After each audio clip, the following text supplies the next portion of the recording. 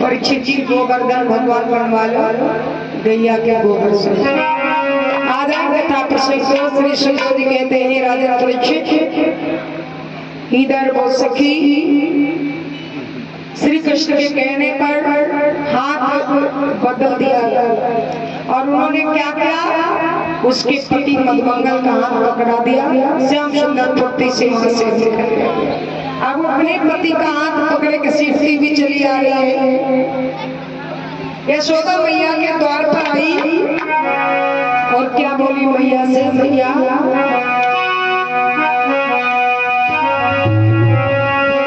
यशोदा तेरो सामरिया हमारा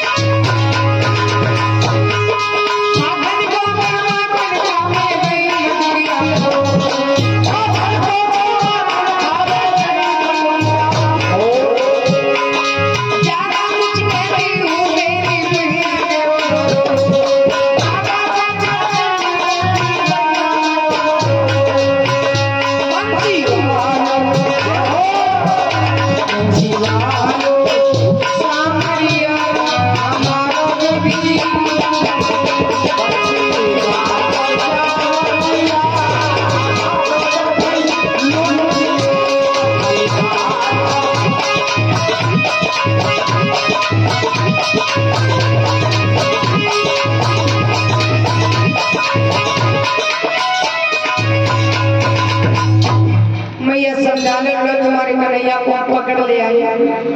यशोदा मैया काम कर रही थी और गुस्सा में आई छड़ी लेकर, और जैसे आई गुस्सा में द्वार पे देखा क्या, देखते देखते हंसी आ गई यशोदा मैया को। यशोदा ने हंस के कहा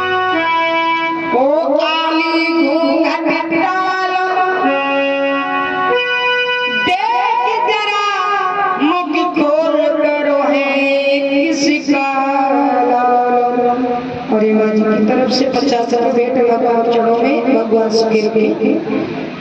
यशोदा मैया हंस के बोली, अरे काहे को इतना घूंघट मार के बैठी थी जो तुझे भी न समझ में आए किसके लाला को लाई। उन्होंने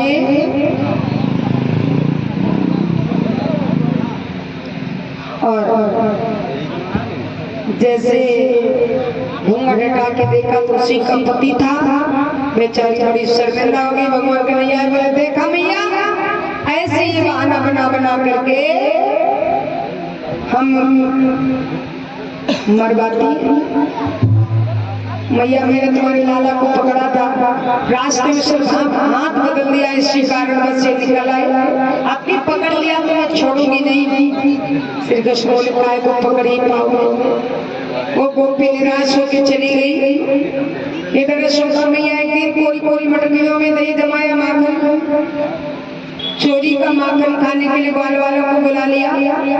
माखन खा लिया, मटकियां फोड़ डाली, मक्खन बिखरा घूम रहा है कीच की बात, बंदरों को काटा। यशोदा मैया ने जब देखा तो मटकी फूटी पड़ी, तो मटकी का बड़ा मोह हुआ। ये सास के हाथ की मटकी सेंध दी, तूने क्यों फोड़ डाली? हमने नाम चलाने के लिए कैसे मटकियां छुपा छुपा के रख दी, तूने आज नाम ही खत्म कर दिया। और जमा जी ने 10 रुपये हमारे समझदार के भाई को सम्मानित किया। भगवान सदा सुखी रखे। कोई बात नहीं। बोली गुरुदेव भगवान की।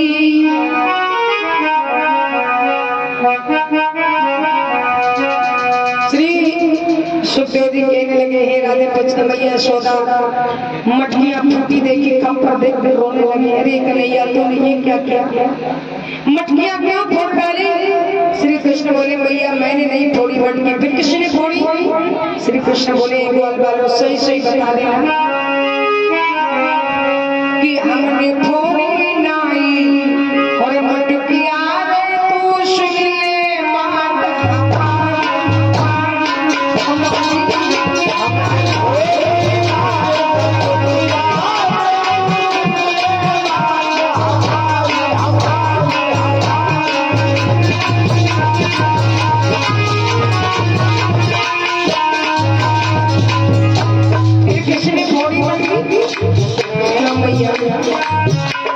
या मानो ना भैया से हम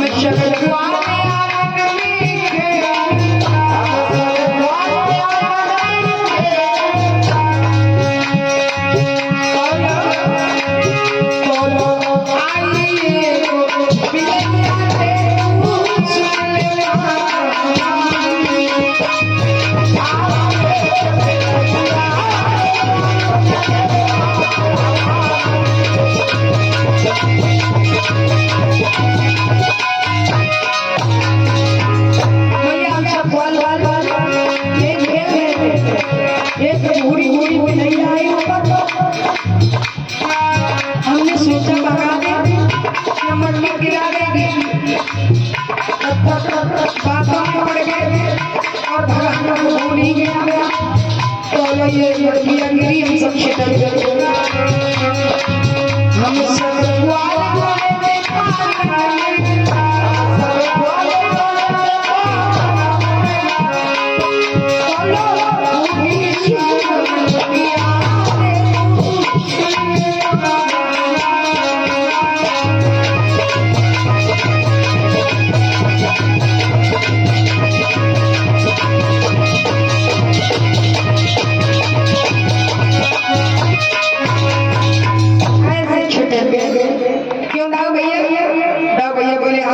भैया जैसा कह रहे वैसे सही है। क्यों मंसूबा? सही बताओ, ये मटकी किसने फोड़ी? मंसूबा ने कहा, भैया हमारी आदत है, बाप दादे हमारे कभी किसी ने चोरी का काम नहीं किया, और मटकी अगर फोड़ी है तो श्री कृष्ण बोले कहीं बताने ना लगे। अरे आज तो तुमने कहा था चोरी का माखन खाएंगे, तब मैंने बुलाया अपने घर में, तुमने यशोदा मैया के घर में चोरी में हमें बदनाम किया। मंसूबा बोला, तो तुम कितने भोले हो। सुनो मैया, तुम्हारा लाला कितना भोला है, जो गोपियां उन्हें नहलाती है झूठ नहीं है, सत्य है। सारी बात खोल दी किसने? मनसुमा ने। सुनो मैया कि मैया तेरो गिरधारी ये चोरी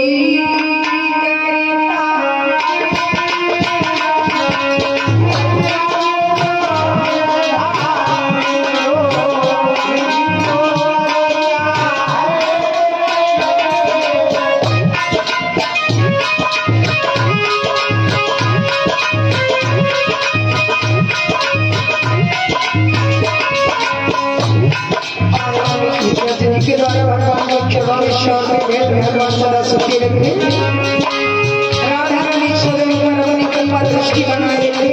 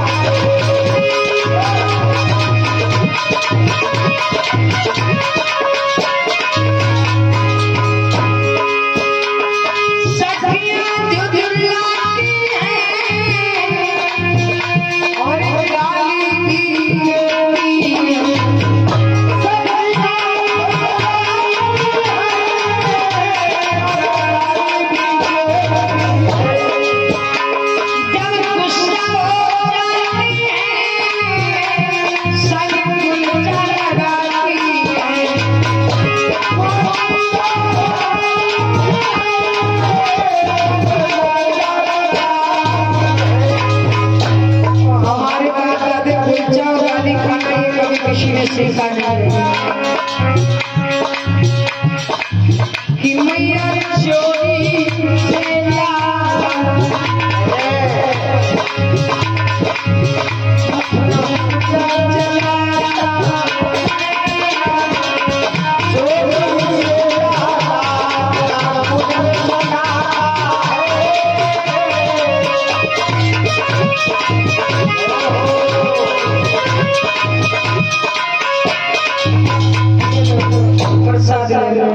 और ईश्वर पे भाभी जी के द्वारा भगवान को चढ़ो बेटे, भगवान सदा सुखी रखे। बोलो बांके बिहारी लाल की, भक्ति और भगवान की।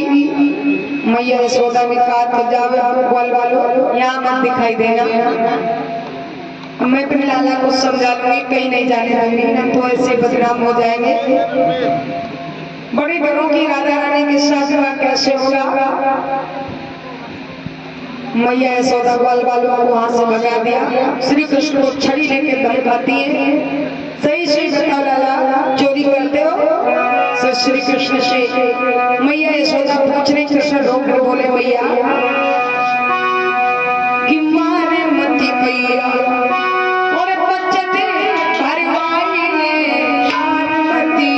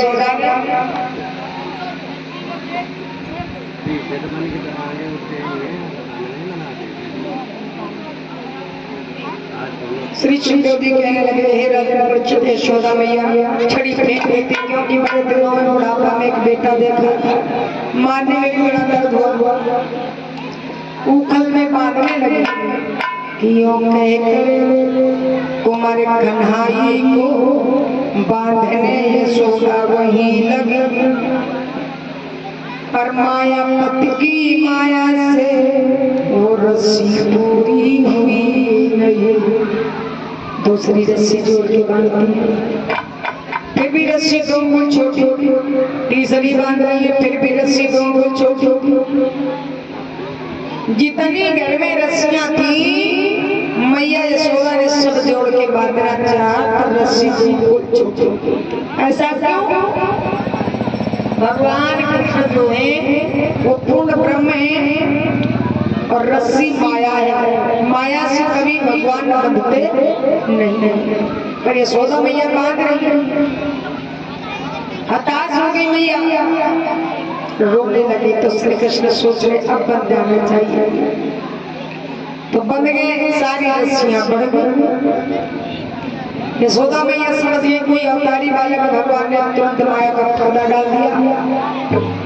भगवान का अवतार किस लिए हुआ? दुष्टों का संहार करने के लिए, भक्तों की रक्षा करने के लिए। यशोदा मैया निश्चित होकर घर के अंदर काम करती है। कृष्ण भगवान ने लुढ़का लिया मुखल और आए द्वार पे बाबा नंद के, जहाँ पर यमलार्जुन के दो वृक्ष खड़े थे उसी में अड़ा दिया उखल, जैसे खींचन से धड़ाम से दोनों वृक्ष खड़े गए, उससे और बड़े करीब प्रकट हुए। भगवान से स्तुति करते हैं, प्रभु तुमने मुझे नारद के श्राप से मुक्त कर दिया। भगवान ने उन्हें गंधर्व लोक भेज दिया और कृष्ण का नाम पड़ा दामोदर भगवान। बोलो दामोदर भगवान की। दाम कहते रस्सी को और कहते पेट से मैया ने रस्सी को बांधा, इसलिए दामोदर बन गया। पर ये कौन थे? नलकूबर कुबेर के पुत्र। नारद जी ने श्राप क्यों दिया इन्हें वृक्ष बन जाने का? एक बार ये मदिरा पीकर निर्वस्त्र स्नान कर रहे थे, स्त्रियों समेत उधर से नारद जी निकले तो स्त्रियों ने तो कपड़े पहन लिए, पर दोनों ने कपड़े नहीं पहने, निर्वस्त्र खड़े रहे। तो नारद जी ने श्राप दिया है, दुष्टों तुम ऐसे ही वृक्षों की भांति खड़े रहो। और ये भैया जी की तरफ से भगवान के चरणों में शर्त में भेंट है। श्री राधा रानी सदैव पर अपनी कृपा बनाए रखे। बोली गोविंद भगवान की।